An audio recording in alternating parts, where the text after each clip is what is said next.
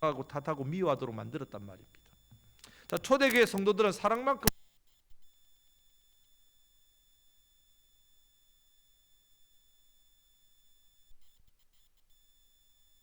서로에게 미워하는 감정이 생기기 시작합니다. 하지만 겉으로는 드러내지 않습니다. 서로 계속해서 사랑한다라고 말합니다. 하지만 그 속은 미움이. 사도 요한이 이 일을 보며 그동안 계속해서 사랑하다 말을 했지만 이단이 들어오자마자 서로 형제를 미워하는 감정이 더 깊어졌습니다. 성도가 미워하는 감정을 누르면서 사랑한다는 말을 해야 될 때 너무너무 많은 거예요. 사랑한다고 말하면서 마음속에는 미움이 가득 차 있다. 그런 교회에 무슨 예수님의 사랑의 능력이 나타나겠습니까? 미움은 마치 빛 좋은 게살구처럼 자기를 숨기면서 사랑한다고 말할 수 있게 만듭니다. 우리 주변에도 사랑한다고 하면서 미워하고 미워하면서도 사랑한다고 말하는 사람이 얼마나 많은지 모릅니다. 이런 미움은 이상한 특징이 하나 있습니다. 여러분 같으면 어떤 사람을 미워하겠습니까? 혹시 모르는 사람 미워합니까? 아주 멀리 사는 사람 미워합니까? 바다 건너 있는 사람 미워합니까? 이해관계도 없는 사람, 그런 사람을 미워해 본 적 있습니까? 당연히 없죠. 그건 말도 안 됩니다. 그럼 어떤 사람을 미워합니까? 먼저는 제일 가까운 가족을 미워하죠. 제일 가까운 근처에 있는 사람 미워하죠. 나와 관계가 있는 사람을 미워하죠. 우리 교회 안에서 같은 성도를 미워하죠. 대부분 가까운 사람입니다. 결국 우리가 사랑해야 할 사람을 우리는 미워하게 됩니다. 오늘 말씀에서도 9절 말씀에 그 형제를, 10절 말씀에서도 그 형제를, 11절 말씀에서도 그 형제를, 형제라고 할 때에 세상 사람을 가리키는 것이 아닙니다. 형제는 믿음의 동지, 살과 피를 나눈 가족입니다. 미움이란 감정이 얼마나 나쁜지 그 형제들 사이에서 이 일이 나타난다는 말입니다.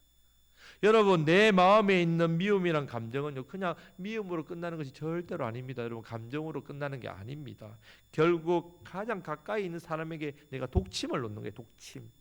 독침 놓으면 어떻게 됩니까? 죽지요.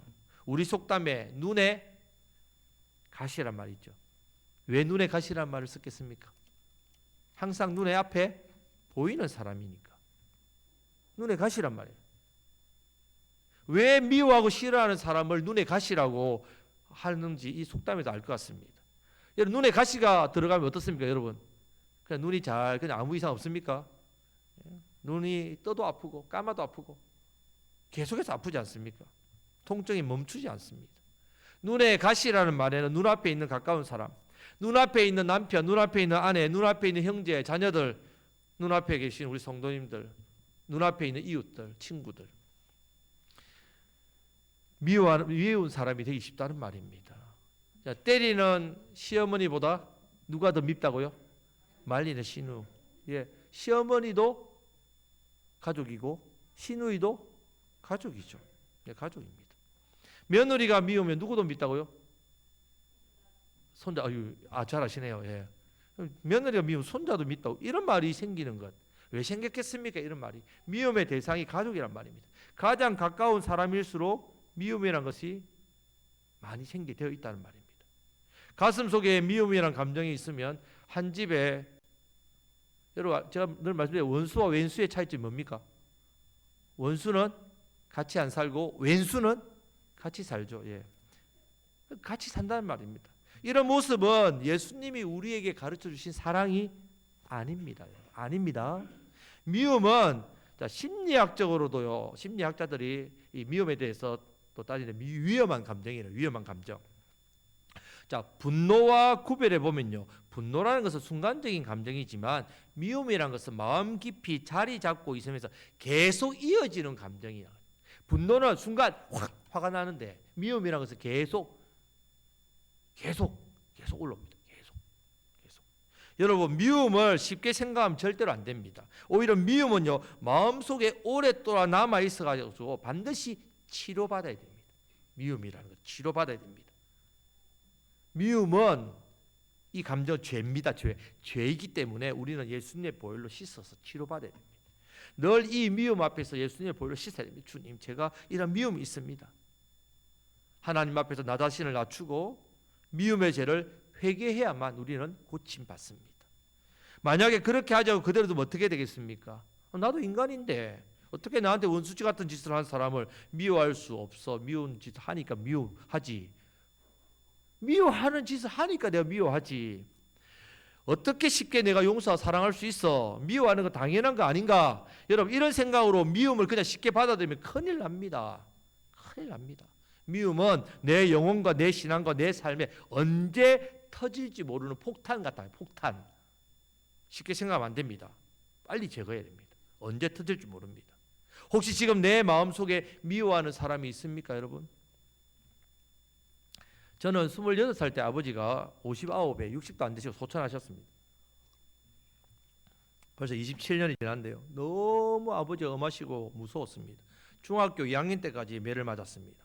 그러다 보니까 제가 아버지를 평생 아빠라고 불러본 적이 없어요. 술을 얼마나 많이 잡수셨던지 술만 드시면 하여튼 안 좋습니다. 어린 심정에 어머니를 왜 저렇게 고생시키고 힘들게 하는지 나도 모르게 계속 이 미움이란 감정이 쌓여 있었단 말이에요. 아버지에 대해서.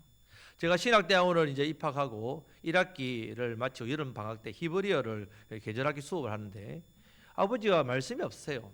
술만 잡수시면 말씀 많이 하시지만 근데 평소에 말씀 없는 아버지 어머니를 앉혀놓고 한 3시간을 이야기를 하시는 거예요. 내가 언니 뭐 그렇게 평생 그래 고생 많았다 미안하다 뭐 이런 이야기도 아들 둘이가 잘할 거다 뭐 이런 이야기를 하시더니 너무 피곤하다고 잠시 주무시겠다는 거예요. 그런데 주무셨는데 그 길로 천국에 가셨습니다. 깜짝 놀라 어머니가 전화가 온 거예요. 급하게 택시를 타고 갔더니 벌써 아버지가 숨을 거두셨더라고요. 제가 장례를 마치고 나서 가장 많이 후회되고 지금도 사실은 마음이 힘든 게 하나 있습니다. 왜 그때 내가 아빠라고 한번 말을 못했을까? 아버지께 좀 친근하게 가서 아빠라고 왜 말을 못했을까? 아빠를 미워했다고 내가 용서를 구하지 왜 못했을까? 아빠 정말 사랑합니다. 이 말을 한 번도 한 적이 없어요. 한 번도 아빠에게 사랑한다는 말을 한 번도 한 적이 없습니다. 저와 같은 이런 비슷한 일은 여러분 혹시 없습니까? 지나면요 아무 소용이 없습니다. 여러분 돌이킬 수 없다는 말이에요.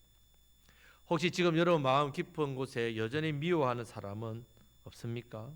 자, 피 대신 주님을 한번 여러분 바라보시고 비춰보십시오. 여러분 자신을 한번 비춰보세요. 여러분들은 미워할 짓 안 합니까?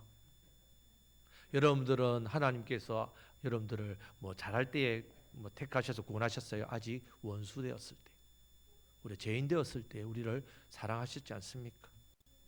아직도 가족 중에 사랑하지 못하고 미워하고 있는 분이 있습니까? 제발 빨리 용서하시기를 바랍니다. 용서하는 방법은 내가 그 사랑을 예수님의 사랑을 받았다. 여러분 미워하는 감정이 있으면 결국 누가 손해냐? 미워하는 그 내가 미워하면 그 사람도 손해겠지만 사실은 미워하는 내가 가장 손해입니다. 자, 10절 말씀을 다 같이 읽겠습니다. 그의 형제를 사랑하는 자는 빛 가운데 거하여 자기 속에 거리낌이 없으나. 아멘. 자, 10절 말씀 보면 거리낌이라는 단어, 거리낌. 이 말은 덫입니다. 덫. 내 속에 덫이 있다는 말이에요. 덫. 자, 미움이 내 마음에 덫이 되면 덫 딱 치면 어떻게 됩니까, 여러분? 덫에 걸리면 큰일 나죠. 죽잖아요. 동물 같은 경우에 덫 걸리면 어떻게 됩니까? 사냥꾼에 잡히죠. 마귀가 덫을 놓았단 말이죠. 딱 걸리면 마귀 밥이 된단 말이에요. 내가 미워하는 감정이 있으면 거리낌이라는 게 내 속에 딱 자리 잡고 덫을 놓는단 말이에요. 내 삶을 넘어뜨립니다. 사람과의 관계를 깨버립니다. 심지어 하나님과의 관계마저 어떻게 된다고요? 무너진단 말이에요. 덫입니다. 내 손입니다. 내 손에. 자, 그것만으로 끝나느냐? 그렇지 않습니다. 자, 11절 말씀을 다 같이 읽겠습니다. 그의 형제를 미워하는 자는 어둠에 있고 또 어둠에 행하며 갈 곳을 알지 못하나니 이는 그 어둠이 그의 눈을 멀게 하였습니다. 아멘. 자, 9절 말씀에 빛 가운데 있다 하면서 우리가 빛 대신 하나님과 사귀려면 나도 빛이 돼야 된다 했잖아요. 빛 가운데 거하지 않습니까? 있는데 누구를 미워한다고요? 형제를 미워하면 지금까지는 내가 빛 가운데 살았는지 모르겠습니다만 미워하는 그 순간 나는 어디에 간다고요? 어둠에 있는 자란 말이에요. 어둠에 있는 자는 어둠 가운데 있는 자 되고 어둠 가운데 있는 자는 내 영혼의 어둠이 덮이게 됩니다. 내 눈이 어둡게 됩니다. 내 영적인 눈이 어둡게 되고 하나님 말씀을 들어도 분별하지 못합니다. 영적 소경이니까. 성도는 말씀대로 살아야 하는데 영적 소경이 되면 하나님 말씀을 분별하지 못하게 되니까 하나님 말씀으로 말하고 행동해야 되는데 하나님 말씀을 분별이 안 되니까 행동도 안 되지요. 내 감정대로 한단 말이에요. 특히 내 마음의 미움이라는 감정대로 내 제 본성대로 산다는 말입니다. 여러분 우리는 딱 두 가지입니다. 성령의 소욕대로 살든지 죄의 소욕대로 살든지 딱 두 가지예요. 왜 죄를 짓습니까? 믿음이 약했어요? 내가 좀 의지가 약했어요? 상황이 그러니까요? 아니요. 죄의 소욕대로 사니까. 여러분들이 어떻게 죄를 안 짓습니까? 제가 믿음이 좋았어요. 제 의지가 좋았어요. 천만의 말씀요. 성령님의 소욕대로 사니까. 딱 두 가지입니다, 여러분. 어둠에 거하게 된다 이 말은 결국 성령님의 소욕대로 사는 게 아니라 제 본성대로 산다는 말입니다. 그러면 덫에 넘어지는 인생이 됩니다. 마치 눈먼 소경이 덫이 많은 들판을 걸어가는 것과 똑같아요. 결국 누가 손해보느냐. 저도 만약에 아버지가 지금까지 살아계시다면 100배 사죄했겠죠. 하나님 앞에 회개할 수도 있지만 하나님 앞에 회개했습니다. 하지만 아버지 앞에는 말 못했거죠. 여러분 지금 있을 때 잘해야 합니다. 있을 때 우리가 늘 용서할 수 있는 게 아니에요. 여러분들 생각에 나는 언제든지 그 사람 미워하는 마음 용서할 수 있지. 천만의 말씀요. 물론 우리가 이 험하고 악한 세상 가운데 그 악한 사람들 속에 살면서 어떻게 미워하지 않고 살 수 있겠습니까? 살다 보면 당연히 미움이란 생기기 마련이지요. 이를 갈게 만드는 사람이 있습니다. 뭐 세상 사람들 말고도 가족 중에 친구 중에 우리 교회 안에서도. 하지만 하나님 앞에서는 이런 부분이 절대로 정당화될 수 없습니다. 나는 그러니까 그러면 하나님 말씀하시죠. 너는 성도냐 세상 사람이냐 둘 중에 하나를 택해라. 성도는 사랑이냐 미움이냐 이걸 두 가지 중에 하나를 택해야 됩니다. 사랑하면 사랑하는 것이고 미워하면 미워하게 됩니다. 나는 사랑하면서 미워하는데 미워하면서 사랑하는데 안 됩니다. 두 마음 안 된댔죠. 야고보서 우리 말씀 배웠지요. 두 마음 안 됩니다. 혹시 교회 안에 미워하는 사람이 있습니까? 생각만 해도 은혜가 안 되는 사람이 있습니까? 서로 사랑으로 교제할 수 있겠습니까? 없지요. 기도하면서 울며 매달려야 합니다. 우리 안에 계신 성령님께 도와달라고 기도해야 합니다. 미움은 단순히 감정이 아니기 때문에. 미움은 무서운 죄입니다. 무서운 죄. 어떻게 이 악한 감정을 가지고 우리가 주님을 섬길 수 있겠습니까? 이 시간 내 안에 계신 성령님, 주님, 성령 하나님, 이 시간 예수님의 보혈로 날 치료해 주십시오. 예수님께서 저와 여러분을 사랑하신 것처럼 서로 사랑하시기를 주님의 이름으로 축복합니다. 아멘. 우리가 예수님을 안다는 것은 말씀대로 사는 것을 말합니다. 예수님과 사귀고 교제하는 것은 계명을 순종하는 일입니다. 계명을 순종하는 것은 주님이 우리를 사랑하신 것처럼 우리도 어떻게 서로 사랑하는 일입니다. 내 안에 미움이 있으면 사랑할 수 있습니까? 없습니까? 없습니다, 여러분. 예수의 사랑으로 절대 사랑할 수 없습니다. 미움의 문제를 먼저 해결하셔야 됩니다. 미움은 그냥 마음에 상한 감정이 아닙니다. 무서운 죄입니다. 미움은 우리의 삶을 파괴하는 덫입니다. 덫. 끊임없이 눈의 가시처럼 고통을 줍니다. 지금 설교만 듣고 일어나면 절대 안 됩니다, 여러분. 내 마음의 이 미움의 감정을 반드시 치유해야 됩니다. 치유를 함을 받아야 됩니다. 내 스스로 치유할 수 없습니다. 반드시 치유함을 받아야 됩니다. 우리의 가장 가까운 가족, 우리의 가장 가까운 형제, 우리의 가장 가까운 친구, 우리의 가장 가까운 우리 곡성교회 영가족, 영적인 가족, 영원한 가족, 영광과 고난을 함께하는 가족 아닙니까? 우리가 치유를 받아야 됩니다. 미움 없이 예수님의 사랑으로 사랑해야 합니다. 미움 없이 사랑해야 됩니다. 우리가 미움 없이 예수의 사랑으로 사랑해야 지역을 살리죠. 우리가 사는 이 지역 보십시오. 어떻습니까? 미워하고 서로 뒤에서 얼마나 다른 말을 하고 여러분들을 모함하고 괴롭힙니까? 서로 이 좁은 땅에 진짜 한 집 건너 한 집 다 하는데 이런 모습들 얼마나 많습니까? 우리가 사는 이 지역이요, 우리 때문에, 우리 교회 때문에 훨씬 더 따뜻해지게 됩니다. 훨씬 더 따뜻해집니다. 세상은 다 이런데, 사람들은 다 그런데, 교회들도 다 그런데, 그러면 우리 안 됩니다. 우리는 어둠의 자녀가 아니죠. 우리는 무슨 자녀? 빛의 자녀. 예.